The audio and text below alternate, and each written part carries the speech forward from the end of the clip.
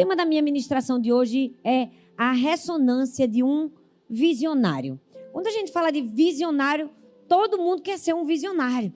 Todo mundo quer pensar grande, sonhar alto, fazer grandes coisas para Deus. Todo mundo quer deixar um legado, todo mundo quer deixar uma marca. Mas hoje, para aprendermos a ser um grande visionário, a gente precisa fazer a ressonância, ou seja, descobrir o que nos leva a isso. Eu tenho certeza que em algum momento da sua vida você já ouviu: a medicina avançou demais nos últimos anos. Todo mundo já ouviu tanto que a medicina avançou. Como era antigamente um parto, como é hoje. Como era que se tratava doenças antigamente, como se trata hoje. E eu quero compartilhar com você algumas conquistas que, de fato, a medicina moderna nos trouxe. O eletrocardiograma. Eu não sou médica, mas em algum momento você deve ter feito um exame de eletrocardiograma. E você pode perceber que coisa linda, um exame que consegue detectar como estão as batidas do nosso coração. Mesmo que você não tenha um problema de coração, se você precisou fazer uma cirurgia, você fez um eletrocardiograma. Mas a medicina também avançou. E graças a Deus existe o raio-x. Eu me lembro de ir num museu na Alemanha que falava da história do criador do raio-x e da grande invenção que foi o raio-x. Perceba que o raio-x é um exame que mostra a você por dentro, mais precisamente sua estrutura óssea. Então, se você quebrou algum osso, se você está com alguma enfermidade, o raio-x é capaz de mostrar isso para o médico. Mas mais do que o raio-x e mais do que o eletrocardiograma, a ressonância magnética, essa sim é uma das maiores invenções. Porque eu costumo dizer que a ressonância magnética ela só não mostra a nossa alma. O resto ela mostra, verdade ou não? Ela só não mostra se a gente está feliz ou triste. Mas ela é capaz de mostrar todos os órgãos do nosso corpo. Você já pensou que coisa incrível? Que a ciência descobriu que através de ondas de rádio, de campos magnéticos, ele consegue mostrar seus rins, seu coração, seu baço, todos os seus órgãos. E antes que você pense que eu virei uma vendedora de máquina de ressonância magnética, eu quero te explicar como que um médico pede uma ressonância magnética para a gente. Geralmente, se o médico fez essa solicitação, ele está desconfiando que você tem alguma coisa muito grave e ele precisa ver algo que talvez ele não tenha conseguido enxergar. 2, ele está desconfiando ou ele já tem a certeza que você tem algo e ele precisa descobrir precisamente onde está para que ele faça alguma coisa. Resumindo, se um médico nos pede uma ressonância magnética, é porque ele precisa fazer algo grande em nós. Não sei se você começou a entender onde eu quero chegar. Todos nós precisamos fazer uma ressonância magnética de nós mesmos. Todos nós, em algum momento ou em vários momentos da vida, vamos precisar fazer esse exame. Esse exame de enxergar aquilo que nós precisamos enxergar. Para quê? Para que Deus possa fazer algo grande em nós. Para que Deus possa fazer algo que só enxergando algumas coisas que talvez não estejamos enxergando possa ser feito. E aí talvez você esteja pensando: o sangue de Jesus tem poder. Se a pastora está dizendo que tem que fazer uma ressonância magnética da gente para encontrar o que precisa ser mudado, quem foi a pessoa escolhida? Quem será que ela vai fazer uma ressonância magnética hoje no culto? Calma, não vai ser nem minha, nem sua. Nós vamos fazer a nossa ressonância. Hoje eu vou fazer a ressonância magnética de um grande líder na Bíblia, o Josué. E por que é tão importante fazer a ressonância magnética de outras pessoas? Que é entendendo os erros e acertos de outras pessoas que nós conseguimos identificar os nossos erros e os nossos acertos. Verdade ou não? Por isso que é tão importante pregar a palavra e mostrar a vida de grandes homens que erraram e que acertaram para que a gente possa se identificar. Por exemplo, se eu começar a contar uma piada aqui com o contexto cultural da Alemanha, você vai conseguir rir? Não. Porque você não vai se identificar. Mas se eu começar a contar piada de brasileiro e do tanto que brasileiro podia ir para a NASA, de como faz gambiarra para as coisas darem certo dentro de casa, você ia rir. E eu não ia. Por quê? Porque você se identifica. Você consegue se ver no brasileiro. Então, fazer uma ressonância de um grande líder com seus erros e com seus acertos nos ajuda a nos identificarmos. E quando a gente se identifica, a gente pode começar a provocar mudanças. É muito importante se identificar. A psicologia chama isso de projeção. É quando a gente enxerga no outro aquilo que nós mesmos já temos.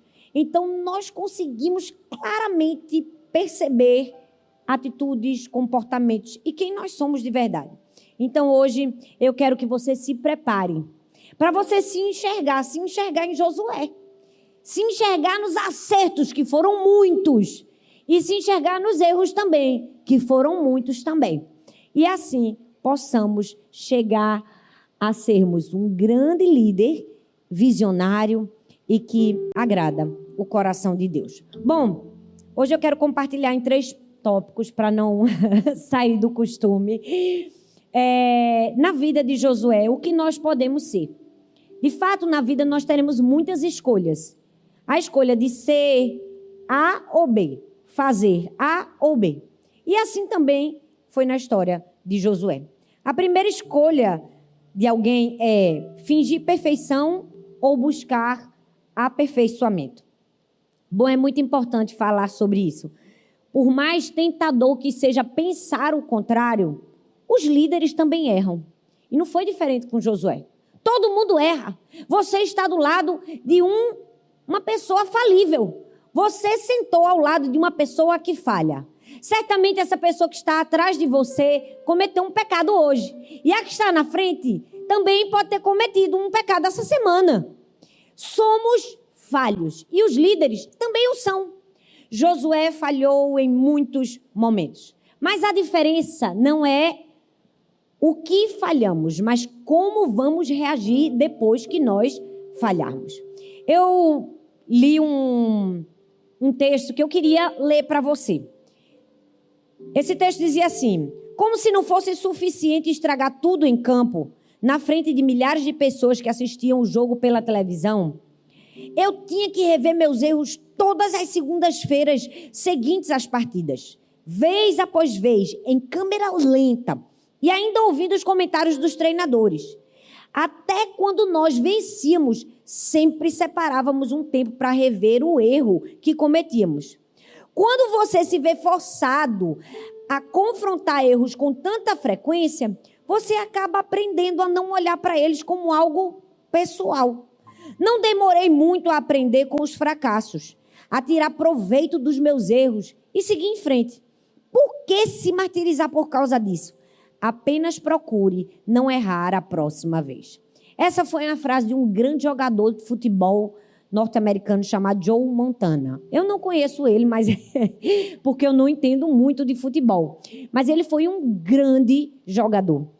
E tem algo muito especial aqui. Ele dizia assim, que todas as vezes que ele jogava futebol, na segunda-feira ele era obrigado a assistir todos os erros dele. Porque o treinador colocava lá na televisão todos os erros, revia os erros, com alguém apontando, você errou assim, você fez isso, você fez aquilo outro.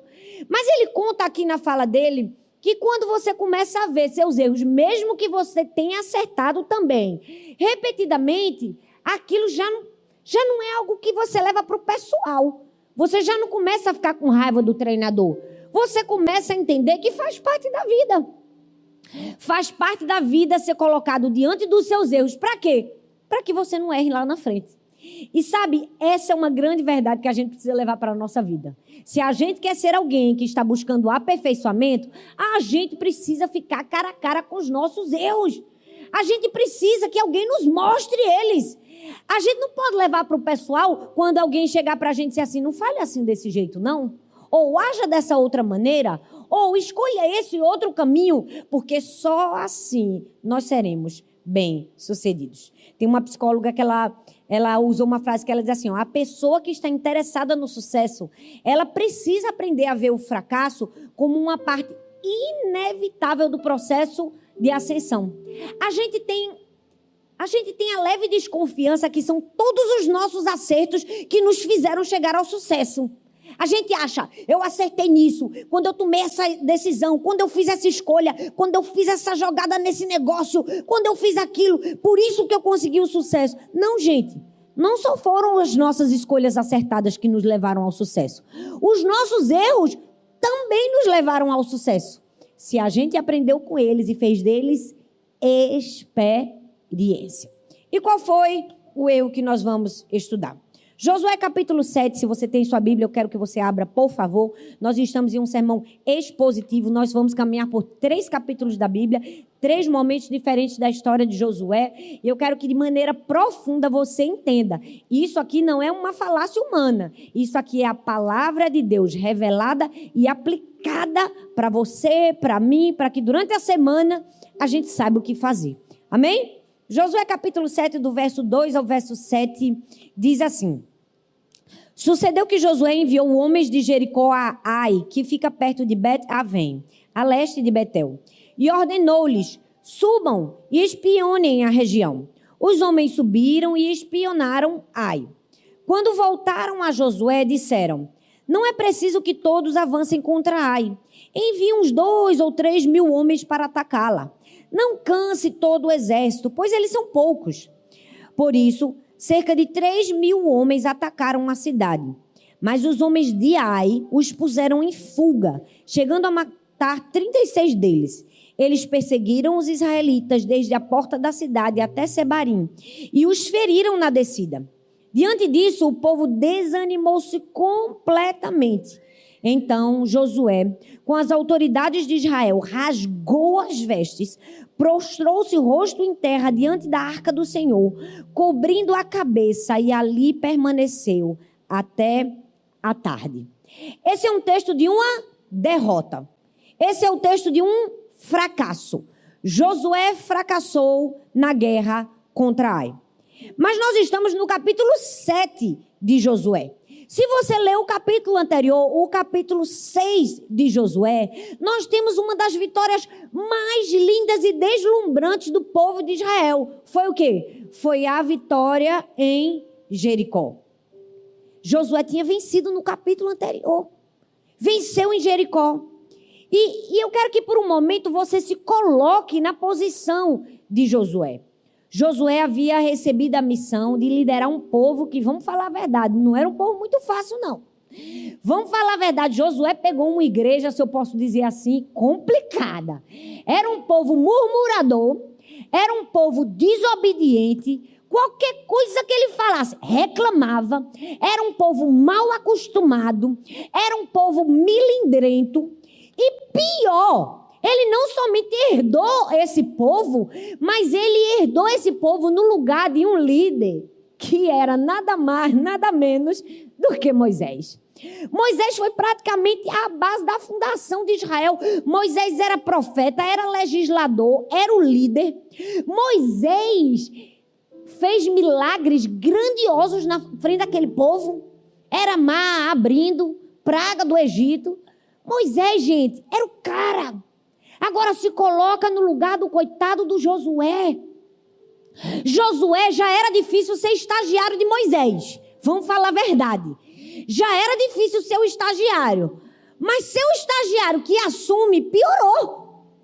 Ele assumiu o lugar de Moisés com um povo que era, como eu costumo dizer, processado. Mas no meio daquele momento de assumir todo aquele B.O., se a gente pudesse dizer assim, a gente podia pensar assim, coitado de Moisés, de Josué. Era o mesmo que ser um corredor, está na moda correr, não é, gente? Todo mundo está correndo. Já viu? Tá não, gente? Ah, tá, desculpa, vocês ficaram calados assim. Não está na moda? Vez ou outra a gente vê uma pessoa que nem se exercitava, de repente ela está correndo uma maratona. Está todo mundo correndo. Deixa eu fazer você entender o que foi que Josué passou. Josué era um corredor aqui, comum. Aquele corredor que corre 5 quilômetros e leva 1 hora para fazer 5 quilômetros. Josué era esse corredor. Aí, de repente, chega um camarada para Josué e diz assim, ó, Josué, vê só, tu não vai mais poder fazer essa corrida da Disney, não. Agora tu vai correr nas Olimpíadas no lugar de Usain Bolt. Somente o melhor do mundo. Só para te lembrar que o Usain Bolt fez, vou pegar minha fila, 100 metros em quantos segundos? Em 9 segundos e 63 centésimos. Talvez ele poderia dizer, não, você está me confundindo. Eu corro corrida da Disney. Eu não posso ir para as Olimpíadas. Mas vamos dizer que por um milagre ele dissesse assim, tá bom, eu vou falar com o meu treinador. Eu vou pedir para o meu treinador dizer tudo que eu tenho que fazer e eu vou fazer do jeito que ele mandar. Porque sozinho eu não consigo não, mas vamos lá. E aí, por um milagre, ele faz tudo que o treinador manda e ele consegue completar a corrida de 100 metros no mesmo tempo de Usain Bolt. Foi exatamente isso que aconteceu com Josué em Jericó. Um milagre. Foi literalmente uma vitória, como eu costumo dizer, cinematográfica e apoteótica. Ele era o estagiário, pega um povo complicado, mas consegue uma vitória enorme em Jericó. E aí, logo em seguida, ele vai para uma segunda batalha. Na segunda batalha, ele vai contra o povo de Ai. Só que aí começa a ter uma mudança drástica de cenário. Ele sai do pico da vitória e vai para o vale da frustração. Ele sai do auge do conseguimos para vamos perder feio de lavada. Por quê? Porque como um bom comandante, ele manda espiões. Ele diz assim, vai espionar Ai. Normal, ele era um estrategista. E aí aquele povo volta e diz que nada, ali tem bem pouquinha gente. É uns corredorzinhos fracos, não corre nem corrida de rua. É um povo fraco, manda pouca gente que a gente vence. Não vamos nem cansar nosso exército. O que foi que Josué fez? Não consultou o Senhor. Eu vou falar de novo. Foi o que Josué fez? Não consultou o Senhor. Na primeira batalha, eu vou atrás do meu treinador. Na primeira batalha, eu vou consultar o Senhor. Na segunda, que nada, eu já venci uma tão grande. Eu fiz a marca de Usain Bolt, e o que é agora esse pouquinho de gente em Ai? E aí, por não consultar ao Senhor e ouvir os espiões, ele termina perdendo feio. Era a mesma coisa de correr uma corrida com um concorrente ruim, fraco, com deficiência na perna, e perder.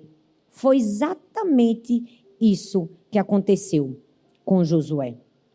Sabe, é muito importante a gente olhar para os nossos erros, olhar para os erros das outras pessoas e aprender para não cometê-los novamente.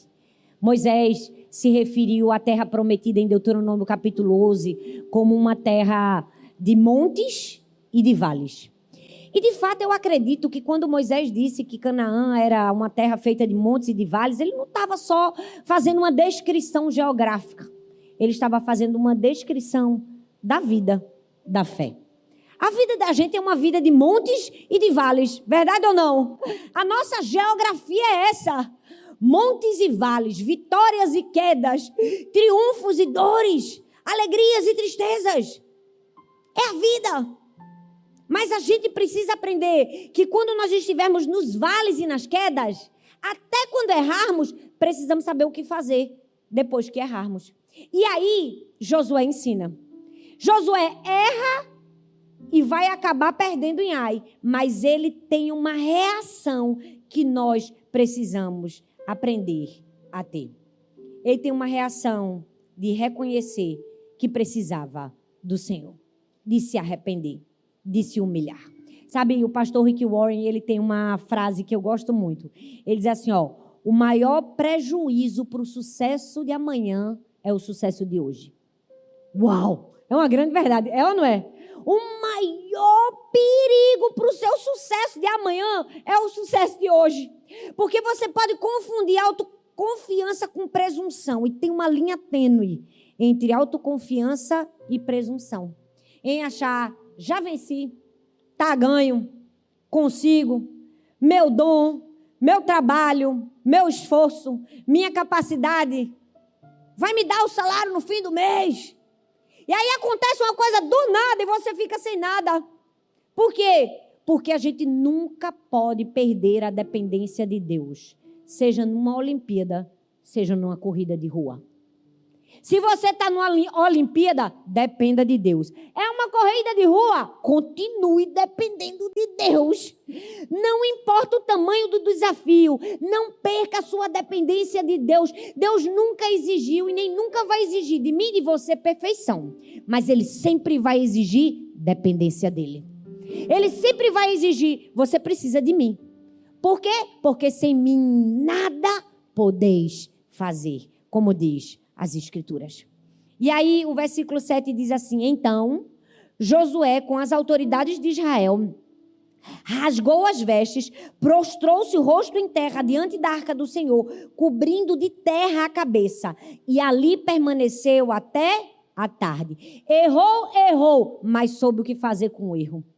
Errou, mas soube se arrepender. Ele errou, não consultou o Senhor, errou, mas se humilhou, se arrependeu. Você não vai ver Josué chamando os soldados e dizendo assim, ó, junta todo mundo aqui. A gente errou porque vocês não tinham treinado o suficiente. Bora agora aumentar o número de marinheiro que vocês fazem. Foi isso? Não. Se ele tivesse feito isso, mais uma vez ele ia confiar no braço da carne. Você não vê Josué botando a culpa na falta de preparo. Ele disse assim, olha, a gente falhou, vamos nos humilhar, vamos rasgar as nossas vestes e vamos depender daquele que é o único que pode nos dar vitória. Deus está esperando isso de mim e de você.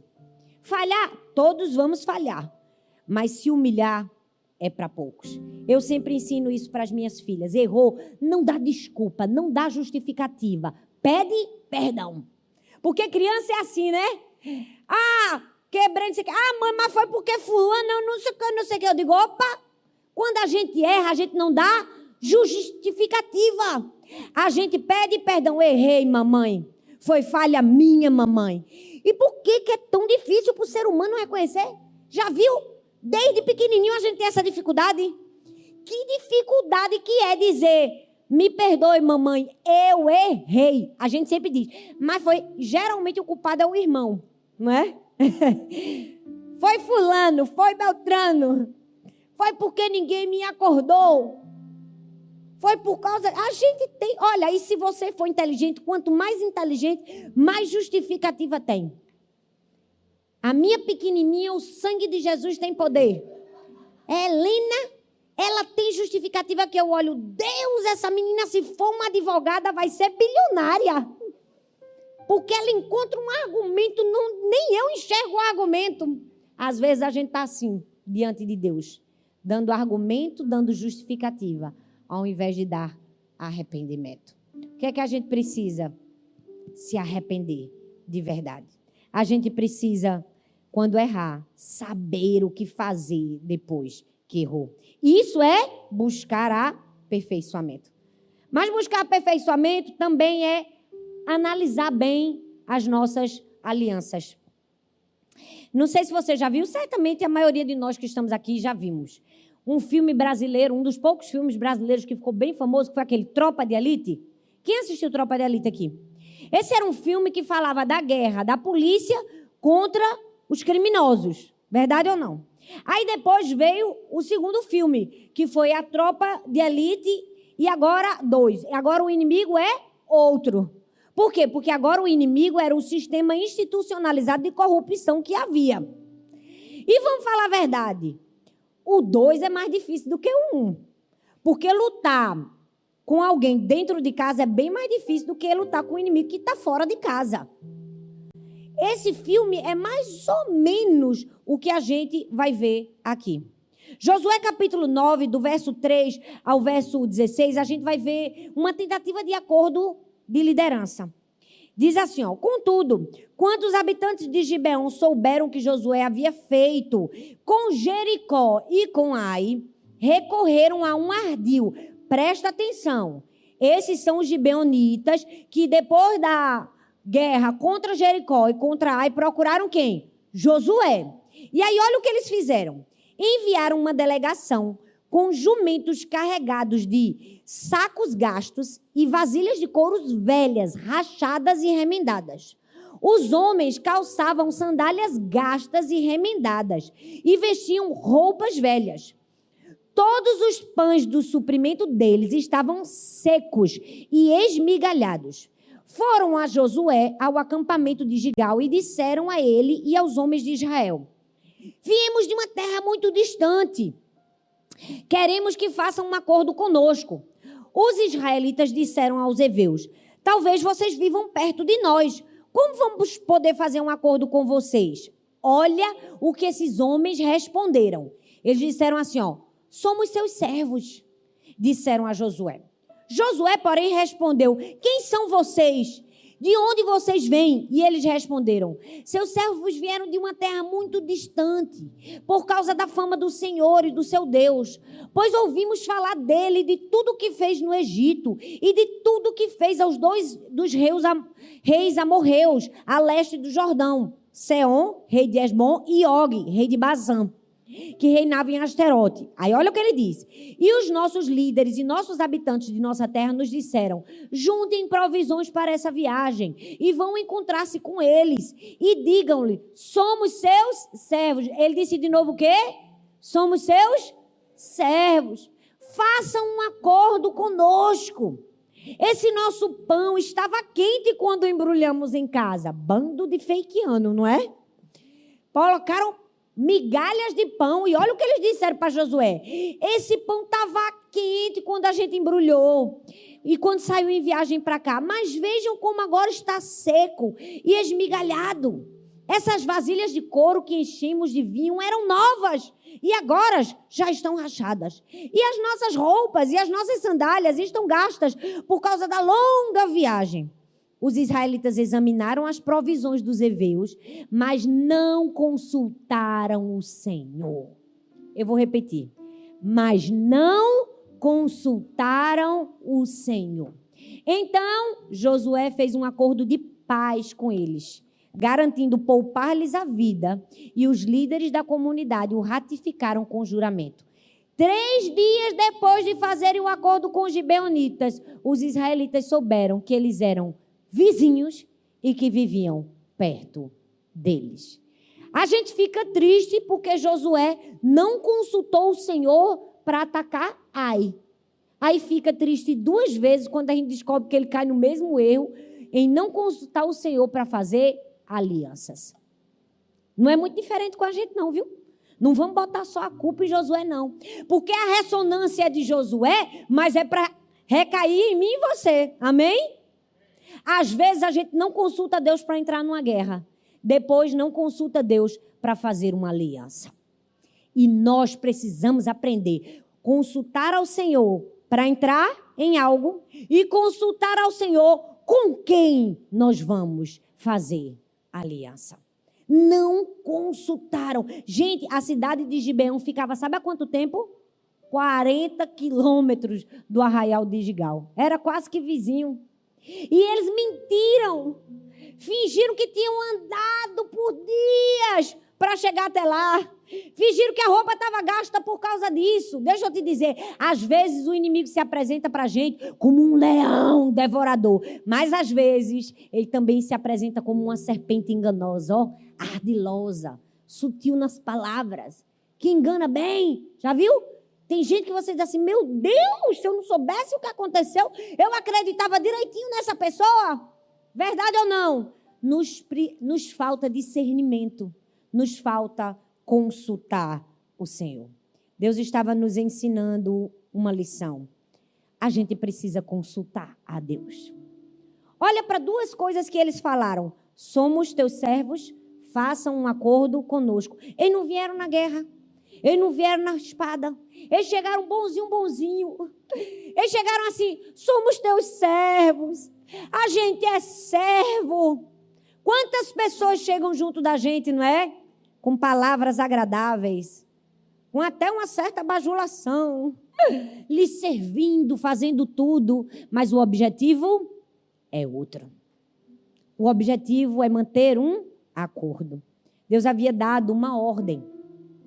Que quando se conquistasse Canaã, todas as cidades vizinhas deveriam ser destruídas. Só depois da conquista, se houvesse futura guerra que eles tinham autorização para manter a paz. Então, olha só, os gibeonitas já sabiam da lei de Deus, usaram a própria lei do Senhor, ou seja, a própria palavra, para se fazer valer contra Josué. E ele caiu por quê? Não consultou o Senhor.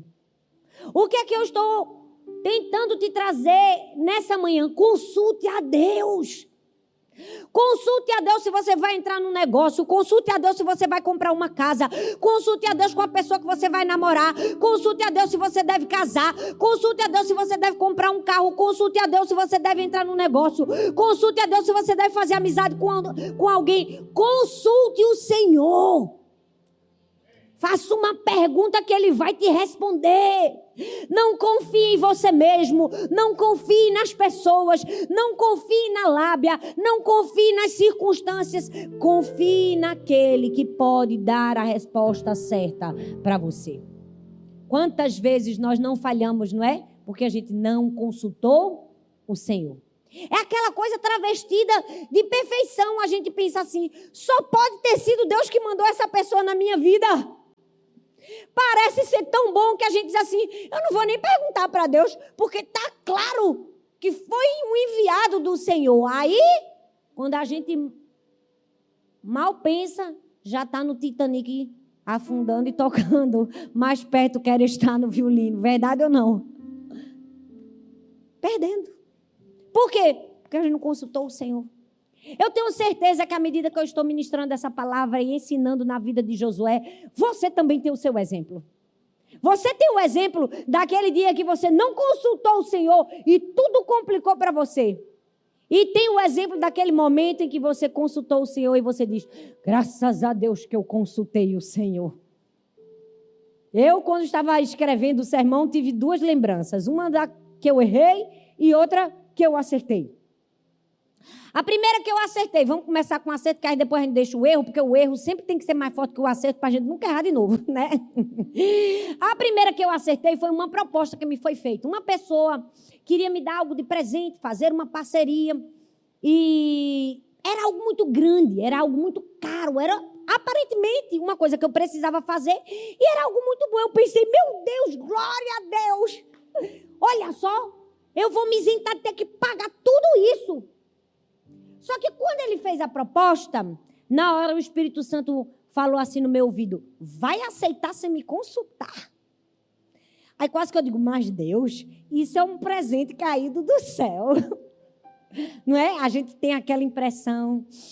Mas aí eu disse assim, olha, eu vou orar sobre isso e depois eu lhe dou uma resposta.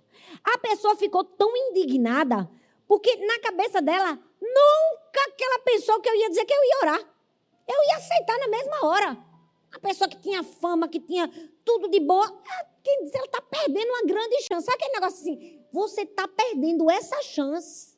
Eu digo, deixa eu perder. Quem vai me dizer o que fazer é Deus. Cheguei em casa, contei a Arthur e disse assim, mas tu quer que eu te diga uma coisa? Deus falou para mim não aceitar. Aí Arthur falou assim, sangue de Jesus tem poder. Se Deus falou, não vamos aceitar. Voltei para a pessoa, eu digo, muito obrigada pelo seu presente.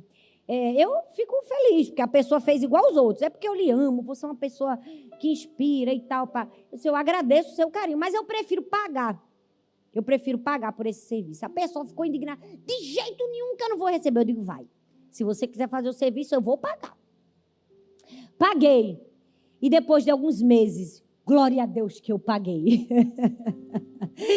Porque era um inimigo que estava assim, Gigal, 40 quilômetros de distância. E todas as vezes que eu me lembro desse episódio, eu digo, glória a Deus, Senhor. Foi o dinheiro mais bem pago da minha vida. Por quê? Porque eu consultei o Senhor. Mas teve momentos que eu errei também, teve. Teve momentos que eu fui em lugares que não era para eu ter ido. Uma amiga pessoal, uma mulher de Deus... Thalita, vai lá, vai pregar naquela igreja tal, eles queriam tanto lhe receber e tal. E eu pensei comigo, é minha amiga, não é? Eu vou fazer essa gentileza com ela. Eu não estava pregando nessa época, eu estava num tempo de descanso, eu fui. Sangue de Jesus tem poder. Gente, mas eu fui tão ferida, eu fui tão magoada. Eu ouvi tantas palavras ardilosas, malignas, de gente que aparenta ser altamente espiritual, mas tem a intenção de lhe destruir, que a primeira coisa que eu fiz quando eu voltei do culto e entrei na porta do meu hotel foi me ajoelhar e pedir perdão ao Senhor. E dizer, Senhor, me perdoe, porque eu vim para este lugar com uma indicação, mas sem uma autorização do Senhor. Eu vim para cá sem perguntar a ti se eu deveria ter vindo. E eu fui machucada e fui ferida porque eu não consultei o Senhor. Sabe, nós precisamos consultar o Senhor. Sabe por quê? Todo mundo está suscetível ao erro. Em tempos de guerra e em tempos de paz. Porque se fosse só na guerra que a gente errasse, era bom. Verdade ou não? Ô, gente, mas coisa ruim é perceber que a gente erra na hora da guerra e na hora da paz. Josué errou, mas se humilhou, se arrependeu, fez o que deveria fazer. Se a gente continua a ressonância de Josué, a gente vai ver que ele não era um líder tirano, mas era um líder enérgico. E é isso que a gente precisa ser. A gente precisa ser enérgico, não tirano. Eu vou ler as duas explicações para você. Tirano é aquele que usurpa o poder soberano de um Estado. Um governante injusto e cruel, que coloca sua vontade e sua autoridade acima das leis e da justiça. E enérgico, aquele que manifesta energia física, força física, que tem virtude ou poder de produzir determinado efeito, é ativo, é eficaz, é seguro e que encerra certa força ativa com certo vigor. Bom, talvez você não entenda a princípio onde eu quero chegar, mas você vai entender. A gente está fazendo uma ressonância da gente. Tá ou não tá? Eu espero que a ficha esteja caindo aí, como caiu em mim. Tá caindo aí? Se não cair, bota a mão na cabeça e diz, Deus, faz cair. Tira as vendas dos meus olhos. Por que a gente precisa falar da tirania e da energia? Porque a gente não pode chegar na tirania. A gente pode ser enérgico, mas não pode ser tirano. No fim da Primeira Guerra Mundial, todo mundo sabe que um dos países que mais sofreu foi a Alemanha. A Alemanha perdeu muito, perdeu território, perdeu parte do exército. E aí, no meio daquele momento de revolta dos alemães e de sofrimento deles, surge um líder que prometia restabelecer a força da Alemanha. Que líder foi esse? Hitler. Que não era um líder enérgico, era um líder tirano. Que infelizmente se aproveitou daquele momento, instaurou o nazismo na Alemanha, matou mais de 6 milhões de judeus e a história está aí, precisa ser contada até hoje para que ninguém tenha a audácia de inventar que não existiu. Um líder tirano. Mas a gente olha também para um outro líder, Martin Luther King, que aproveitou um boicote no ônibus, uma revolta, fez uma manifestação, fez o que ninguém poderia fazer, colocou milhões de pessoas em Washington e mudou uma lei, um líder enérgico. Eu não preciso nem perguntar com quem você se inspira, né? Se é Hitler ou se é Martin Luther King. Mas a grande verdade é que nós precisamos avaliar o nosso coração. A gente precisa fazer uma ressonância, porque às vezes a gente se vê como enérgico dentro da nossa casa, mas a gente está mais para tirano. Às vezes a gente se vê como alguém que tem força, mas às vezes a gente está usando a força para o mal, para a motivação errada. E todos nós precisamos ser enérgicos, como foi Josué. Mas para quê? Para combater o pecado. Josué capítulo 7, o verso 10 e o 3 disse assim: o Senhor disse a Josué, levante-se, porque você ainda está aí prostrado.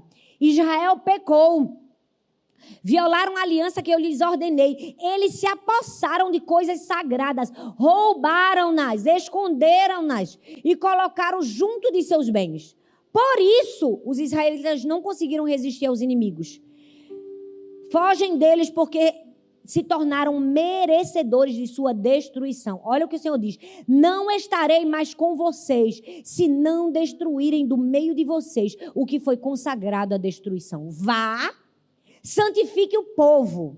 Diga-lhes, santifiquem-se para amanhã, pois assim diz o Senhor, o Deus de Israel: há coisas consagradas à destruição no meio de vocês. Ó Israel, vocês não conseguirão resistir aos seus inimigos enquanto não as retirarem. O que é isso? Energia para combater o pecado.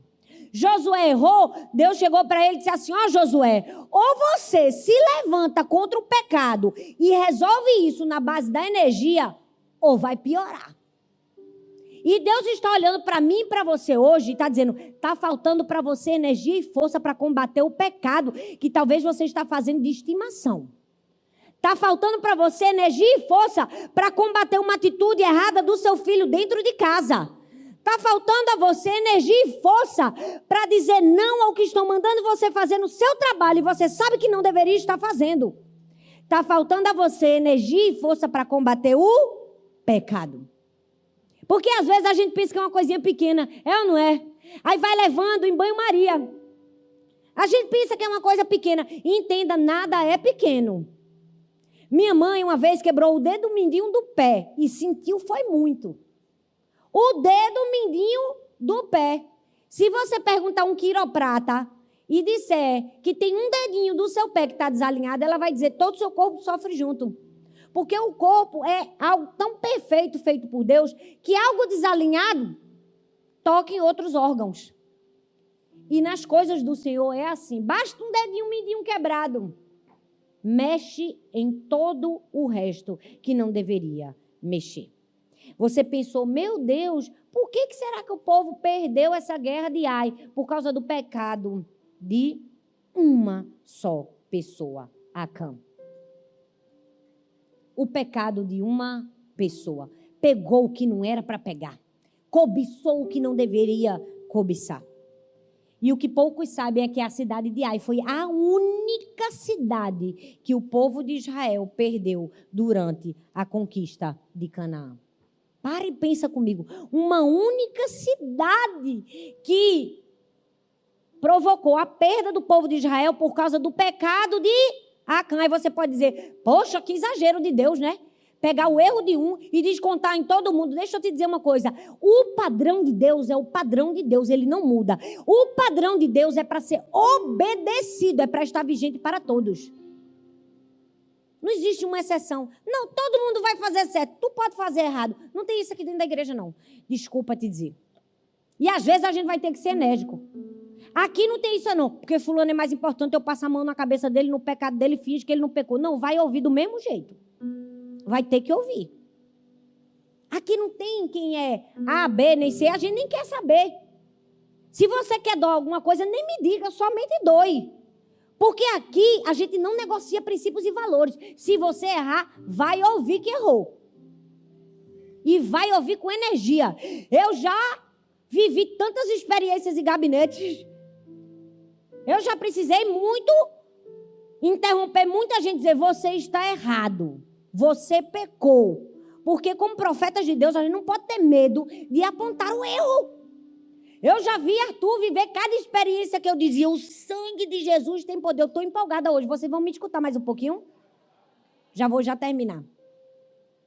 Outro dia, faz uns anos isso, veio um homem na igreja. E sempre a gente fica no fim do culto até a última pessoa sair. Já deu para conhecer a gente. Deu ou não deu? Que quando termina o culto a gente não vai embora? A gente fica...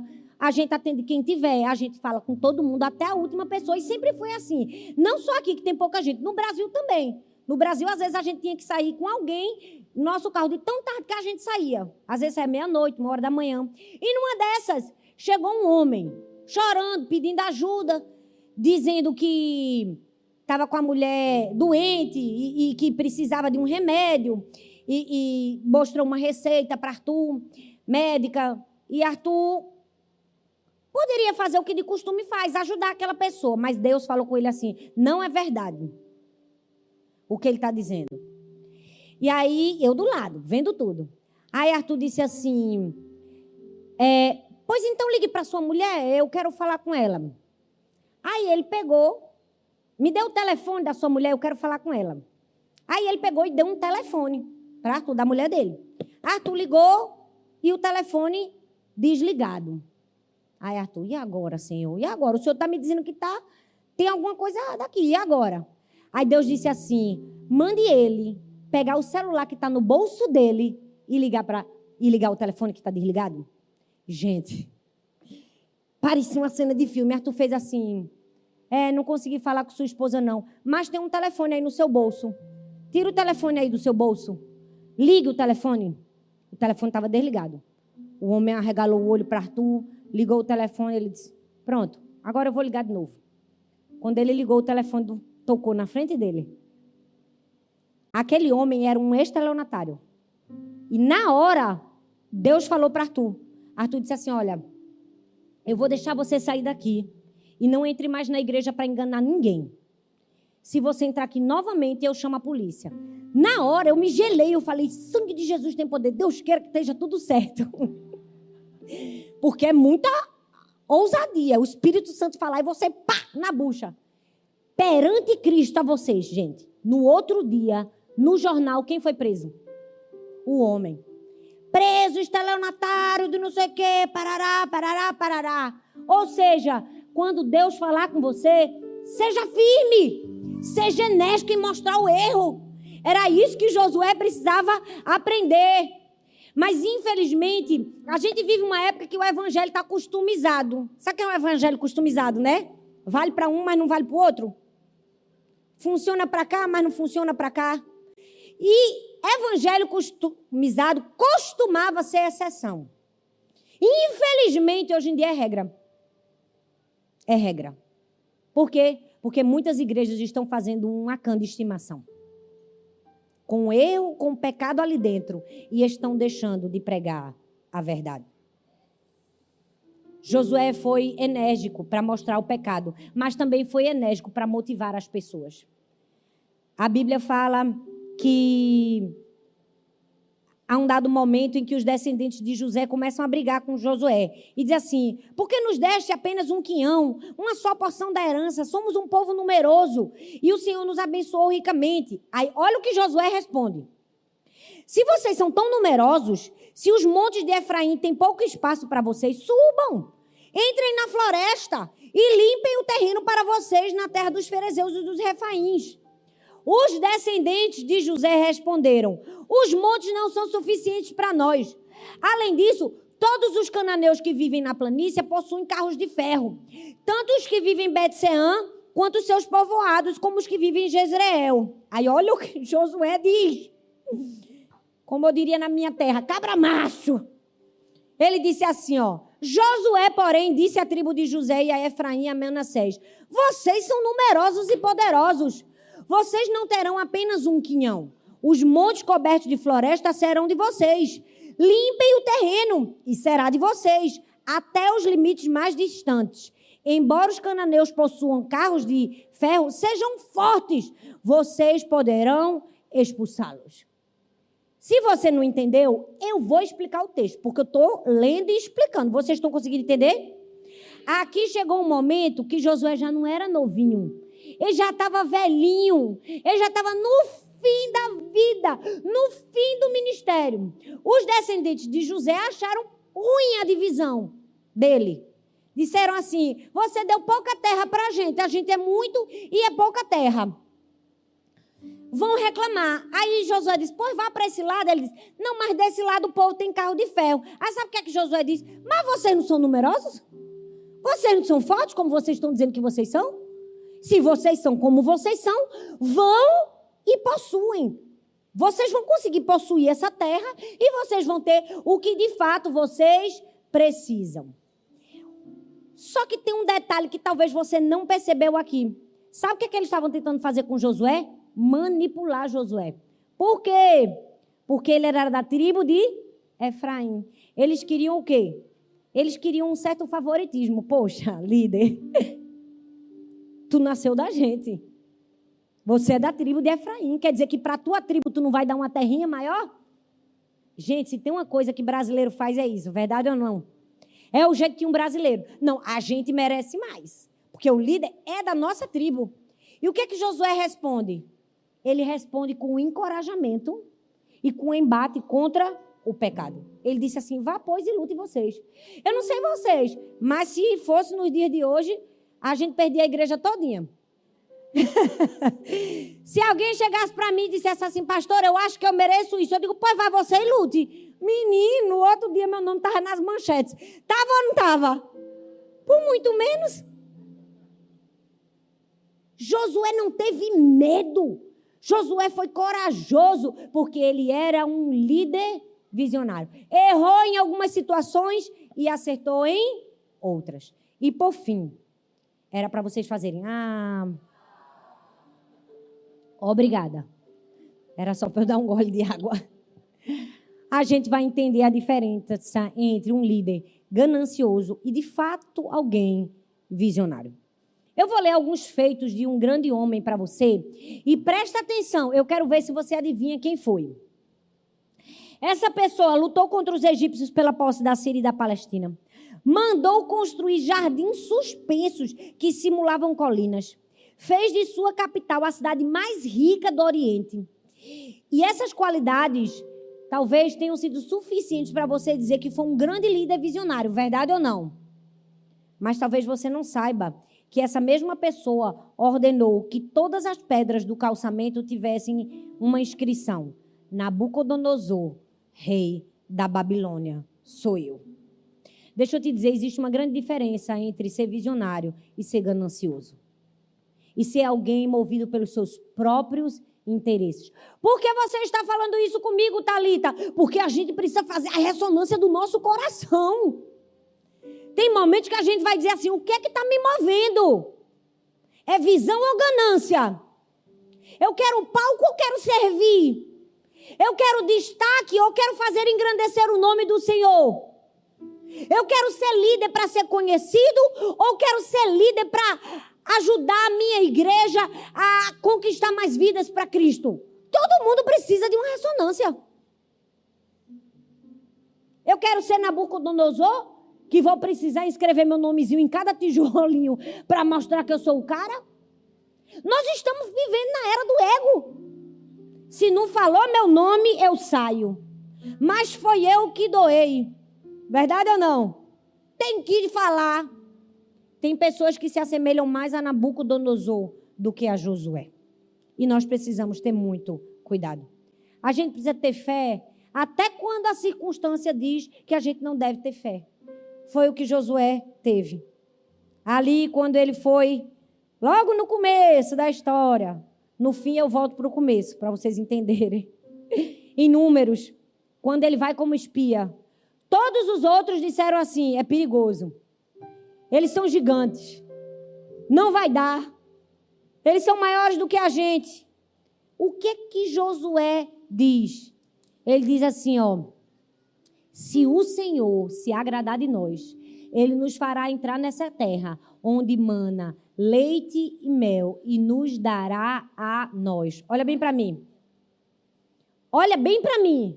Os espias, quando falaram da terra, eles disseram assim, quando eu estava lendo o texto, eu percebi, ele disse assim, a terra que nos enviaste, a terra pelo meio do qual passamos. Os espias falaram de Canaã assim, para o líder Moisés. Como foi que Josué falou?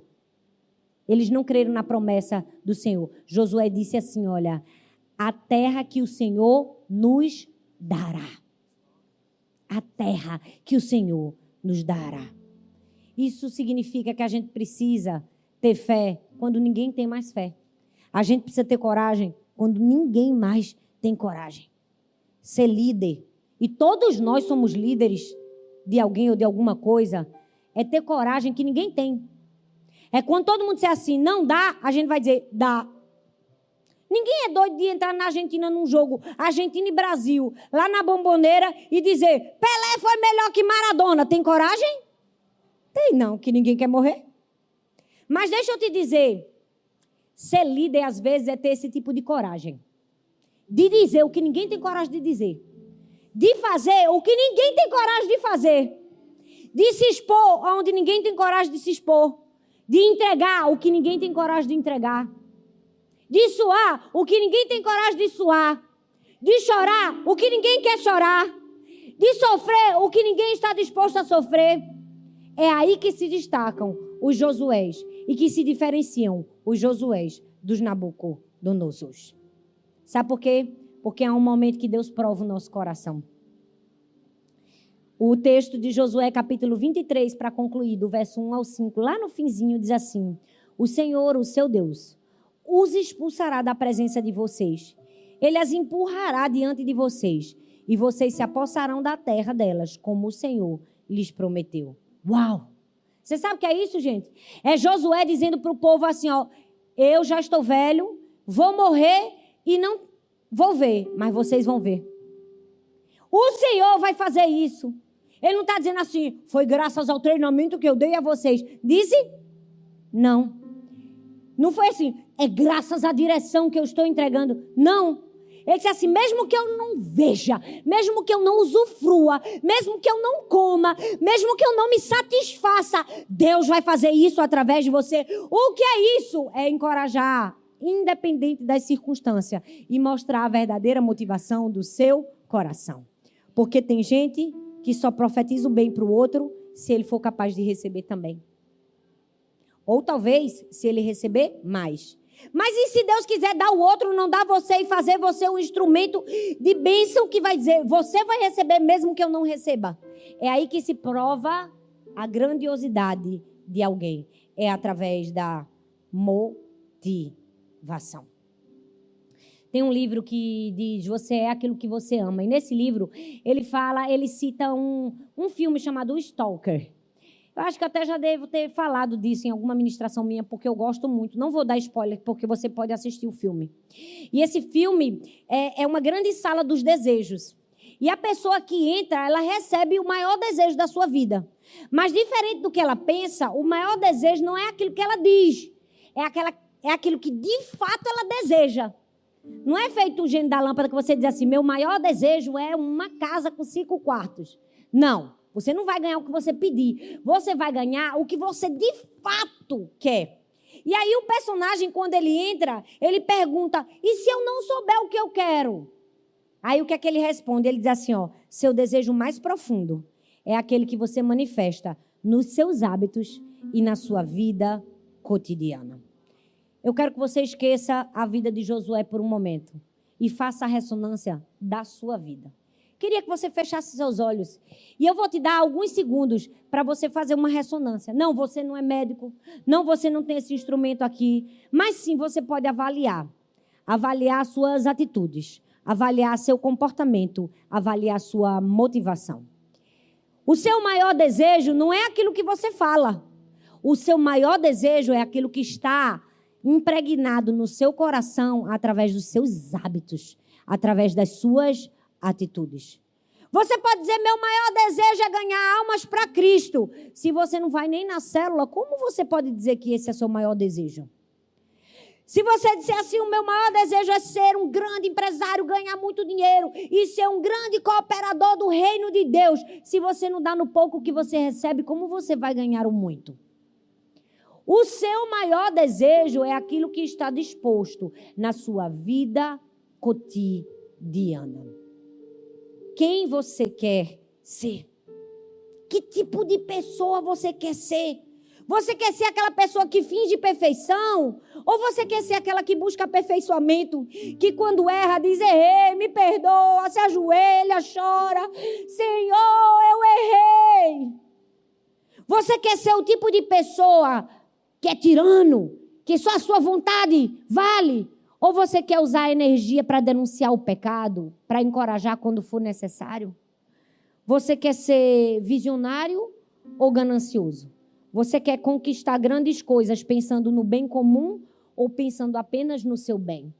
Será que quando você pega aquilo que você suou tanto no fim do mês, você só pensa no seu bem ou você pensa em obedecer ao Senhor?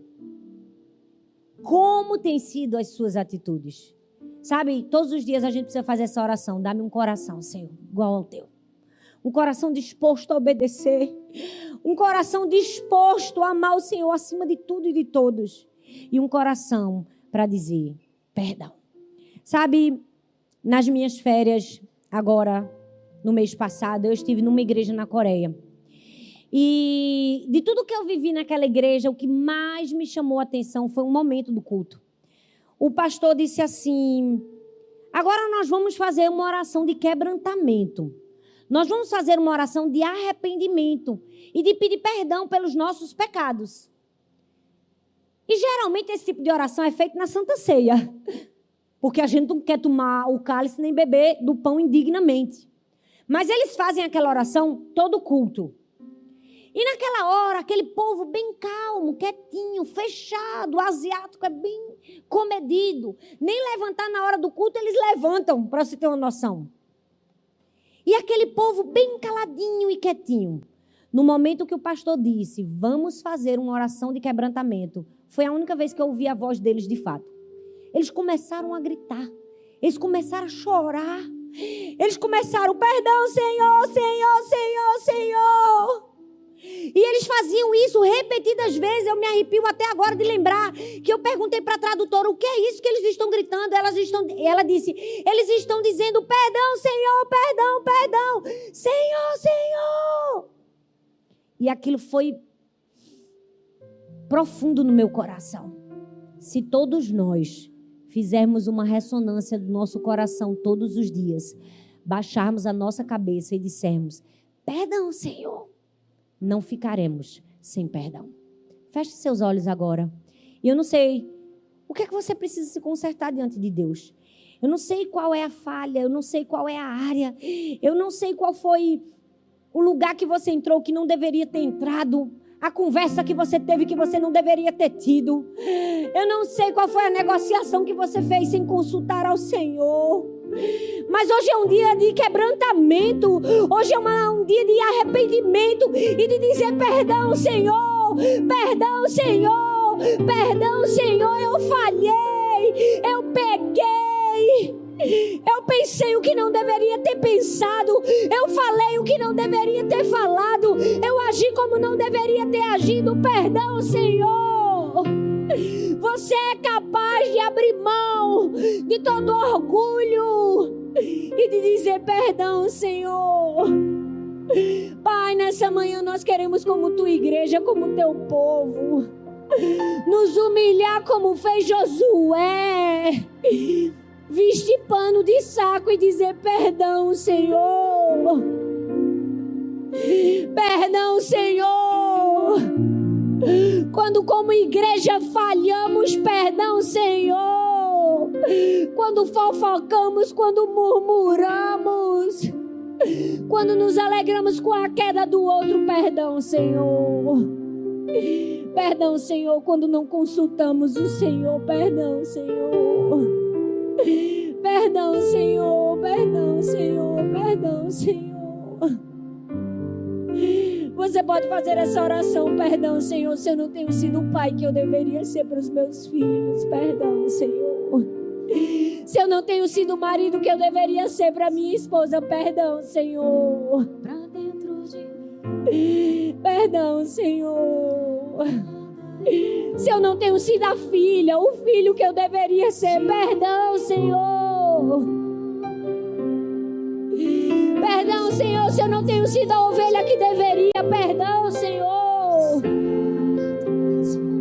Se eu não tenho sido o servo, a serva que deveria, perdão, Senhor.